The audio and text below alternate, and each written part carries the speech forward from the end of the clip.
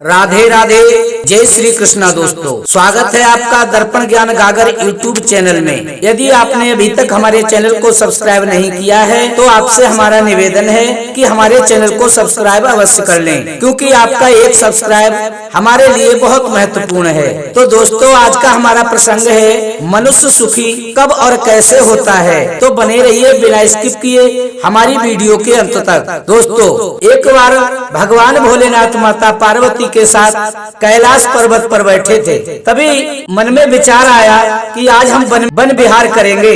तो माता पार्वती भगवान भोलेनाथ से कहने लगी कि हे महादेव, मेरे मन में बार बार एक सवाल उठ रहा है। यदि आप मेरे सवाल का समाधान कर दें तो मेरे मन को अत्यधिक शांति प्राप्त होगी। तो भगवान भोलेनाथ ने माता से कहा, क्या सवाल है देवी, निसंकोच कहिए। तब माता पार्वती ने कहा कि हे प्रभु, मैं यह जानना चाहती हूँ कि व्यक्ति को सुख कब और कैसे मिलता है। दोस्तों, माता पार्वती की बात सुनकर भगवान भोलेनाथ कहने लगे कि हे देवी, मैं आपको एक वृतांत सुनाता हूँ, तुम ध्यान से सुनो, इससे आपको अपने प्रश्न का उत्तर अवश्य प्राप्त होगा। सुनो देवी, एक आश्रम के पास एक बगीचे में एक सुनहरा पक्षी रहा करता था। वह जब भी मल त्याग करता था तो वह मल सोना बन जाता था। एक व्यक्ति प्रतिदिन उस आश्रम की साफ सफाई करने के लिए उस आश्रम पे जाता था। एक दिन वह व्यक्ति सफाई करने के बाद बगीचे में घूमने गया और एक वृक्ष के नीचे बैठ गया। तभी उस सुनहरे पक्षी ने उस व्यक्ति के ऊपर मल त्याग दिया तो वह मल नीचे बैठे व्यक्ति के ऊपर गिरा, जो कि वृक्ष के नीचे बैठा था। और जैसे ही वह मल गिरा तो सोने में परिवर्तित हो गया। और जैसे ही उस व्यक्ति ने वह मल अपने ऊपर से हटाया तो देखा कि ये क्या, ये तो सोना है। उसे समझते देर नहीं लगी कि इस पक्षी का मल सोना बन जाता है। तो उस व्यक्ति ने सोचा कि क्यों ना इस पक्षी को पकड़कर मैं पिंजरे में बंद करके अपने घर ले जाऊं और प्रतिदिन इससे सोना प्राप्त करूं। और जब इससे प्रतिदिन सोना प्राप्त होगा तो मैं बहुत अमीर बन जाऊंगा।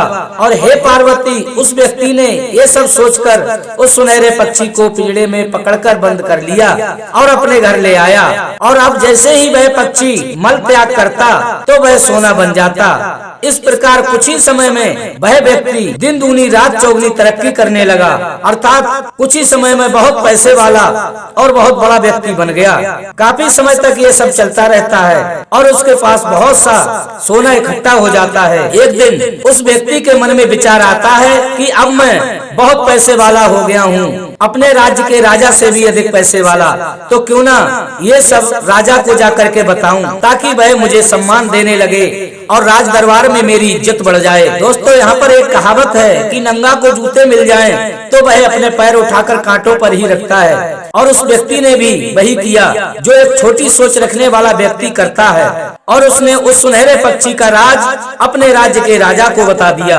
और जब राजा को मालूम पड़ा कि इस साधारण से व्यक्ति के पास एक सुनहरा पक्षी है और जो मल त्यागता है तो उसका मल सोना बन जाता है, तो राजा ने अपने मन में विचार किया कि मैं यहाँ का राजा हूँ, ऐसा अद्भुत पक्षी तो मेरे पास होना चाहिए। ये सब सोचकर राजा की नीयत खराब हो गई दोस्तों। और उसने सिपाहियों को भेजकर वह पक्षी लाने का आदेश दिया और पक्षी अपने पास मंगवा लिया। तभी राजा का मंत्री बोला कि महाराज, यदि ऐसा कोई पक्षी होता तो चारों तरफ सोना ही सोना होता और अन्य किसी को भी दिखाई देता। आप क्यों इस मूर्ख व्यक्ति की बातों में आकर समय खराब कर रहे हैं। दोस्तों, उस अरब बुद्धि राजा ने उस मंत्री की बात मान ली और उस सुनहरे पक्षी को पिंजरे से आजाद कर दिया। भगवान शिव कहते हैं, वह मूर्ख व्यक्ति सबके चेहरे की तरफ देखता रह गया और वह पक्षी उड़कर ऊपर बैठ गया और कहने लगा कि मैं मूर्ख था जो मैंने उस व्यक्ति के सामने मल त्याग किया। वह व्यक्ति बुद्धू था क्योंकि उसने उस मूर्ख राजा को उस सुनहरे पक्षी की बात बताई। और राजा बुद्धू था क्योंकि वह मंत्री की बातों में आ गया, वो मुझे समझ नहीं पाया।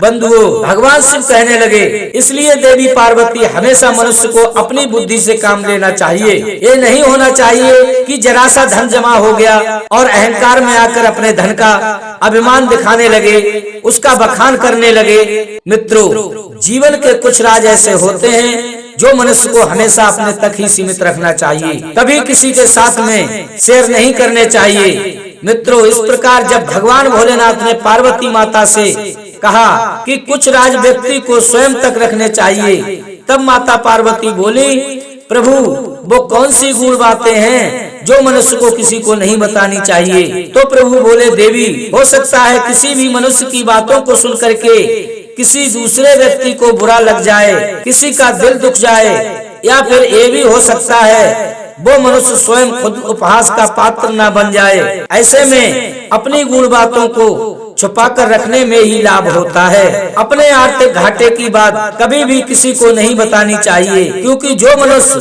पैसों की परेशानी दूसरों को बताते हैं, हो सकता है उनकी सहायता के बजाय मायूसी हाथ लगे।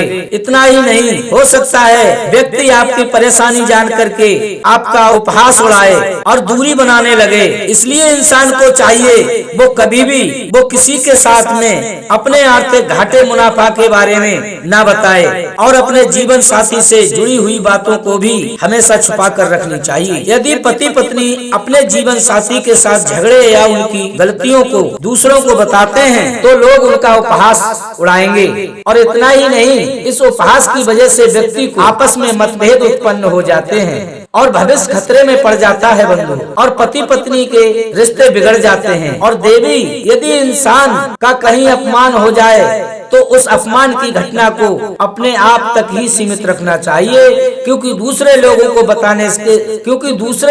बताने से सामने वाले के मन में आपका सम्मान कम हो जाता है। और भगवान भोलेनाथ ने कहा, देवी पार्वती, हमेशा व्यक्ति को अपनी समस्याएं अपने तक ही सीमित रखना चाहिए। वजह यह है, व्यक्ति अक्सर सामने तो मीठी मीठी बातें करते हैं और वही लोग बाद में उनका उपहास उड़ाते हैं। इसलिए किसी भी व्यक्ति को किसी के सामने अपनी समस्याएं कभी दूसरों को नहीं सुनानी चाहिए, क्योंकि इस पृथ्वी लोक में किसी की परेशानी से किसी को कोई मतलब नहीं है। हर व्यक्ति स्वयं अपने बारे में ही सोचता है और अपने आप में ही खुश है। तो बंधुओं, हमें इस प्रसंग से ये सीख मिलती है कि हमें स्वयं अपनी बुद्धि से फैसला करना चाहिए और बिना सोचे समझे दूसरों पर भरोसा करके कोई भी निर्णय नहीं लेना चाहिए।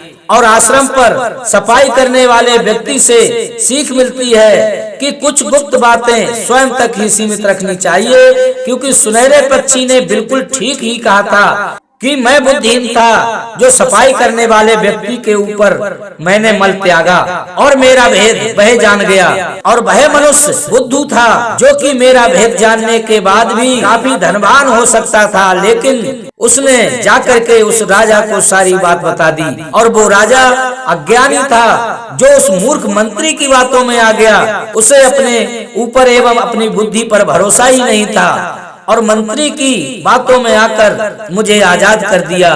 तो मित्रों, आज के समय में बुद्धिमान एवं चालाक होना बहुत ही आवश्यक है। इसलिए बंधुओं, कोई भी फैसला एवं निर्णय लें तो अपने विवेक से लें, अपनी बुद्धि से लें, किसी डर या दबाव में कोई फैसला ना लें। दोस्तों, यदि कहानी अच्छी लगी हो तो लाइक करें, शेयर करें और कमेंट में राधे राधे बस लिखें बंधुओं। इसी के साथ राधे राधे, जय श्री कृष्णा दोस्तों।